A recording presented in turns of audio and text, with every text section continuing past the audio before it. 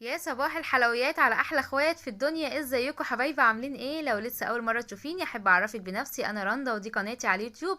والنهارده راجعه لكم فيديو جديد حلو جدا، هنعمل حاجات كتير مع بعض. بس لو لسه اول مره تشوفيني هتدوسي على كلمه اشتراك تحت الفيديو، هتفعلي الجرس عشان يوصلك كل جديد مني. ولو انت متابعاني من زمان متخسريش فيا اللايك والكومنت الحلو. يلا نبدأ مع بعض. اشتريت شوية طلبات النهاردة كده كتيرة، وهنعمل مع بعض لازانيا بطريقة حلوة جدا جدا وسهلة وبسيطة.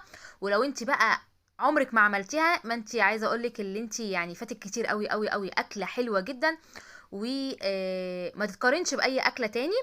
حطينا شويه كده سمنه على النار، معلقه صغيره، وكان معانا كيلو بصل اللي هو الابيض ده، حلو قوي ورخيص كمان في السوق اليومين دول.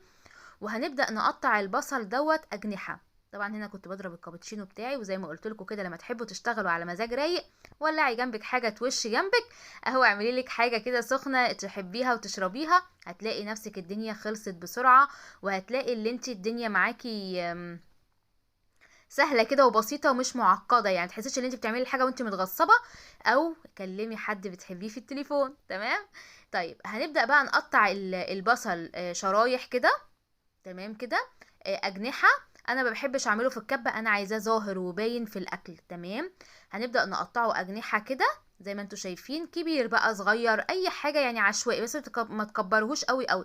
كده كده لما هيخش النار هيدبل خالص، وهتلاقيه حجمه قل كده وكمش. نزلت عليه بنص لحمه مفرومه. تمام. وانا مش بحب احط سمنه في الاكل كتير، لاني كده كده الاكل بيبقى فيه دهون، ما كفايه الدهون اللي في الاكل يعني. تمام.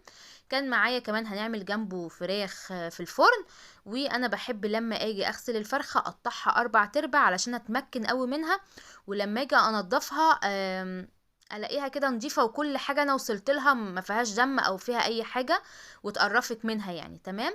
هبدا اللي انا اطير بقى الحته اللي فيها الدهن من تحت دي، وهبدأ اللي بعد كده اقطعها 4، وبنزل عليها بشوية ملح كتير، وادعكها كويس جدا من جوه الجلد كده، افصله عن بعضه علشان المادة المغطية كده اللي هي جوه الجلد دي تنزل. وبعد كده احطها بقى في الميه بتاعتها وتتسلق عادي خالص.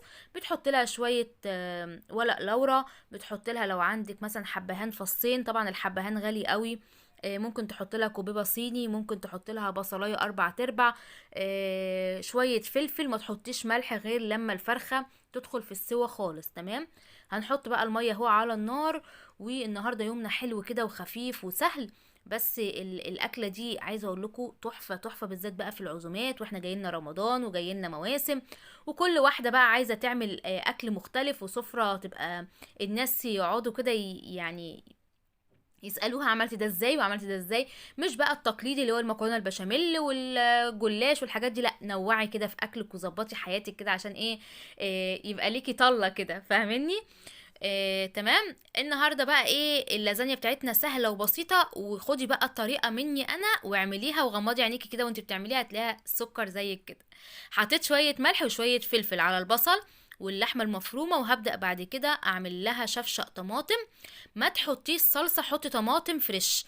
ليه بقى؟ لاني انا عايزه الصوص بتاعي يبقى كتير. طبعا انا حاطه كيلو بصل وكيلو طماطم، وحاطه نص لحمه، وحاطه كمان هحط زيتون وهحط فلفل الوان. ما انا عايزه الخضار كتير لان اللازانيا بتبقى رقات، والرقات كل راق بيبقى فيه اللي هو اللحمه بالخضار. ما انت كل ما تحطي خضار كل ما هتوفري شويه في كميه اللحمه، يعني مثلا بدل ما تحطي كيلو لحمه مفرومه على صينيه واحده هتحطي نص واحد والباقي كله خضار، فاهمني؟ اهو انا كان عندي كده ايه 3 حبايات فلفل الوان، رحت مقطعاهم صغنن كده برضو، ورحت حطاهم مع البصل واللحمه. وهبدا بعد كده انزل بشفشق الطماطم، ده كيلو طماطم، وهبدا اسيبهم بقى يتسبكوا خالص. بحط لهم ايه بقى؟ بحط لهم ملح وفلفل وشويه 7 بهارات وشويه بابريكا. تمام. حطيت بقى هنا الفرخة في الشوربة بتاعتها 4 تربع زي ما قلتلكوا، وهنوطي عليها كده ونسيبها مع نفسها. طبعا بقى انا ولعت الفرن، ما بالتالي هستغله. انا عايزة الفرن بتاع اللازانيا يبقى قوي قوي قوي وشديد، عشان ما تاخدش معاكي وقت وتحسي ان هي من جوه معجنة. لا، انا عايزاها تستوي السوا بتاعها الحلو وما تاخدش معاكي وقت. فبنسخن الفرن قبل ما نبدأ نشتغل بربع ساعه نص ساعه يسخن جامد. تمام. ما قلت بقى ما طول ما هو والع كده استغله واخليه على الهادي كده يا زبادي ونعمل صينيه كيكه. تمام. الكيكه بتاعتي مضمونه 100%. اعمليها بالخطوات دي، لا هتطلع معاكي وحشه، تطلع معاكي هشه، تطلع معاكي حلوه قوي قوي قوي وبيضه كده من جوه وطعمها جميل. ايه بقى المقادير بتاعت الكيكه؟ هنعمل 4 بيضات عليهم رشه فانيليا وعليهم كوبايه سكر بودره. لو ما عندكيش بودره حطي سكر عادي، مفيش اي مشكله، انا كان عندي بودره عشان كده حطيت، فاهمني. وكوبايه ونص لبن ونص كوبايه زيت، بس حاول الزيت يكون زيت حلو نضيف ملوش ريحه، وكوبايتين دقيق. تمام كده. وباكو كيك شيف، بس انا مش بحط فيها سمنه، مش بحط اي حاجه خالص غير نص كوبايه الزيت. بجيب مثلا ازازه زيت كريستال نضيفه كده واخليها دي للحلويات بس، ما بستعملهاش في اكل او بستعملها في آلية او اي حاجه، فاهمني. دي للحلويات. هبدا بقى ايه، ابطن الصينيه كده بشويه زيت وشويه دقيق، وهبدا بعد كده انزل بالخليط كله. لو انت عايز تعمليها تايجر بتحطي نص ونص وبتبداي تعمليه، وعندي فيديوهات كتير في القناه بعملها ازاي تايجر. ولو انت عايز تعمليها شوكولاته بتحطي شويه كاكاو خام. حطيتها في درجه حراره 180 في الصاجه اللي في النص، بتاخد حوالي تلت ساعه. تمام كده. بس انا مريح شويه عشان تعبت من الكلام. حطيت التوابل هنا بقى، ملح وفلفل و7 بهارات وشويه ملح. وهبدا اعمل البشاميل. البشاميل بتاع اللازانيا مميز شويه، مش زي بشاميل المكرونه. تمام. ايه هو بقى مميز في ايه يا ست رندا؟ مميز اللي احنا نحط معلقه واحده سمنه، وانا اصلا بعمله كده حتى في المكرونه البشاميل. وبحط دقيق كتير، يعني مثلا كوبايتين دقيق على معلقه سمنه على كيلو لبن، وابدا ادوبهم على البوتاجاز من غير تحتيهم نار، يعني على البارد. تمام. يعني عايزه اقول لكم ان اللبن كمان كان فيه تلج. تمام كده. هبدا ادوبهم حلو قوي قوي قوي لما الدقيق كله يدوب في اللبن على البارد، مفيش تحتيه نار. وبعد كده هبدا اللي انا احط رتل لبن قدامه رتل شوربه، رتل لبن قدامه رتل شوربه. طب انا هوزن الشوربه ازاي؟ 4 مجات كبار، بس انا علشان عارفه مقدار الحله دي او عملت فيها قبل كده، ما عارفه الشوربه هتوصل لحد فين. لكن لو انت اول مره تعمليها هتاخدي 4 كوبايات شوربه على 4 كوبايات لبن. تمام. هبدا ادوبهم حلو قوي قوي كده، وبعد كده هبدا افتح عليهم النار. اول ما يوصل لسماكه كده بسيطه قوي قوي، تبداي تطفي عليه. هتحطي ملح وفلفل، وخلي بالك من الملح عشان هنا اللبن بتلاقيه حدق معاكي بسرعه وما يبقاش اكلك مالح. تمام. بصوا كده الخليط، بصوا تقل سنه بسيطه، انا عايزاه بالمنظر ده، لاني لاحظ ان المكرونه تتحط نيه مش مستويه. طبعا هنا الخلطه بتاعتي هي كانت استوت ودخلت في السوا وخلاص، الميه بتاعتها نشفت اهي. هبدا انزل بربع ده 8 كيلو زيتون اسود مخلي. عايزه تحطي اخضر حطي، بس الزيتون لازم لازم لازم في الوصفه بتاعتنا، ما ينفعش تستغني عنه. ممكن تستغني عن الفلفل الالوان لكن الزيتون لا. تمام. هنا بقى اللازانيا اهو. هبدا اللي انا اجيب صينيه مربعه واحط فيها بشاميل كتير في الاول كده، وانزل بالمكرونه. المشكلة اللازانيا ان لازم صينية مربعة، يعني ما ينفعش صينية مدورة خالص، مش تظبط معاكي خالص. تمام. ما لو انت ما عندكيش صواني مربعة مش معقولة هتنزلي تجيبي لك صينية ب100 جنيه يعني. طب هتعملي ايه وانت نفسك تعمليها؟ هتنزلي عند الناس اللي بتبيع حاجة السبوع دي وحاجة الزينة بتاعت اعياد الميلاد. دلوقتي بقت المحلات دي متوفرة كتير قوي قوي. هتجيبي منه صينية اللي هي الألمونيا المربعة الكبيرة، الصغيرة اللي هي بتشيل كيلو دي ب5 والكبيرة ب7. هاتيلك واحدة يا ستي بجملة المصاريف، فاهماني. حطينا صوص كده اللي هو الخلطة، وبعد كده حطينا مكرونة، ونبدأ نحط بشاميل تاني. وبعدين عندي بقى جبنة. انا دلوقتي الجبنة دي بستعملها الحمد، وبصراحة من ساعة لما استعملتها عايزة اقول لكم نتيجتها تحفة وبتسيح كويس قوي وطعمها جميل. ما اكتر جبنة جبتها وعجبتني. عايزة اقول لكم انا جربت جبن كتير مفيش حاجة عجبتني غير دي، وسعرها كمان كويس قوي. هنبدأ كمان نحط راق مكرونة. رصصي ده عكس ده، يعني مثلا انت رصصتي ده طويل المره دي، المره اللي بعدها هتنقلي الناحيه التانية وتجيبي الطويل كده الناحيه دي. تمام. ونبدا بقى نحط باقي الصوص اهو، اللي هي الخلطه بتاعتي. برضو اظبطي ايدك كده علشان الحاجه تطلع معاكي مظبوطه، ما يبقاش حته عاليه وحته واطيه. تمام. وبعد كده ننزل برضو بالمكرونه، وبعد كده بقى بالباقي البشاميل كله. البشاميل لازم يبقى خفيف عشان المكرونه تستوي، عشان المكرونه في الاساس نيه. تمام. هبدا بقى انزل بالمكرونه اهو، وطبعا علبتين المكرونه هي الواحده ب14 جنيه، بس انا ما باخدهمش كلهم، باخد واحده وربع، اجي تاني مره اجيب واحده على الباقي اللي عندي، يبقى الصينيه بتاخد واحده وربع، الصينيتين بياخدوا 3 علب. تمام. خلصت كده وهبدأ بعد كده. بصوا ده الباقي بقى طبعا بقفله كويس أوي واشيله، ما بيجرالوش اي حاجة. بحطه بقى ايه الكيكة نطلعها ونحط المكرونة تحت، هنقل بقى الرف تحت خالص، وهبدأ احطها على درجة حرارة اعلى حاجة. لو انت عندك البوتاجاز بحرارة يبقى 260، لو انت ما عندكيش بحرارة اعملي التايمر بتاع الفرن على اعلى حاجة. بتاخد قد ايه؟ بتاخد ساعة بالظبط. وبعد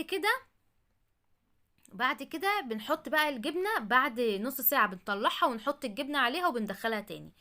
هنا كان عندي الشوكولاتة دي، طبعا كانت عندي كمية في التلاجة، ما طلعت منها 5 6 كده، واحط عليهم شوية لبن صغيرين واحطهم على وش الكيكة.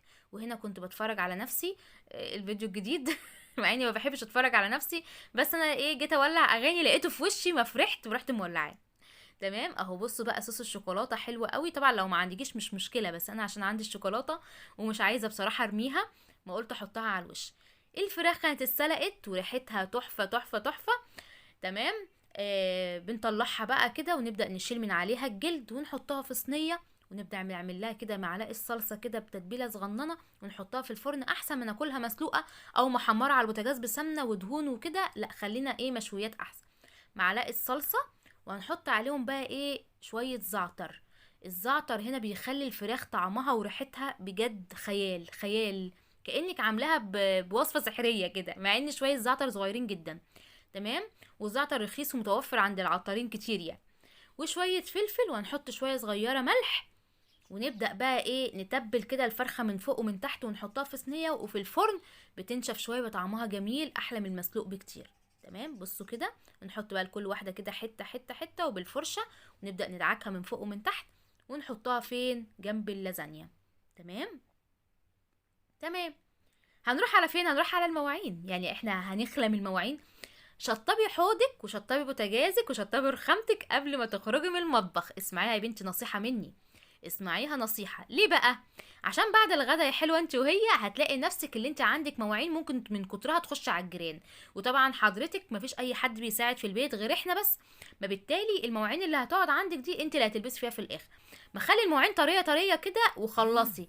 ليه بقى؟ لاني مواعين الاكل اللي هي معمول فيها بقى البشاميل والكيكه والحاجات دي بتنشف جدا جدا، وبتاخد بقى ايه دعك فظيع. ما انت ايه على طول على طول كده خلصي حاجتك وشطبي حوضك، على اساس بعد كده لما تيجي تعملي الاكل او تخلصي الاكل هتعملي بقى مواعين الغدا، ما يبقى ايه على طول على طول كده، ما يبقاش متراكم عليكي حاجه، يبقى انت خلصتي الاكل ونضفتي المطبخ وتمام التمام. خلصنا اهو الحوض، نخش بقى على البوتاجاز. طبعا الورق على طول على طول هغسله. العيون برضو بدأت اهي تتوسخ تسود شوية، بس بصراحة انا ما يعني حاسة اني مش كل يعني مش عايزة اعملها تاني دلوقتي، يعني خليها شوية كده. بصوا بقى عشان الفرن تحتية سخن، بسرعة بسرعة الحاجة بتطلع من على الورق في ثانية واحدة. وخلي بالك لما تبقي مولعة الفرن وحاطة ورق زي ده، حول الهوايات اللي هي دي تبقى مفتوحة كده، ما تخليهاش مقفولة. تمام. علشان يعني بعد الشر كده ما يحصلش انفجار في البوتاجاز، او الازاز بتاع البوتاجاز يطق. تمام. فاهميني من النقطة دي؟ خلوا الورق ده مفتوح. خلصت البوتاجاز.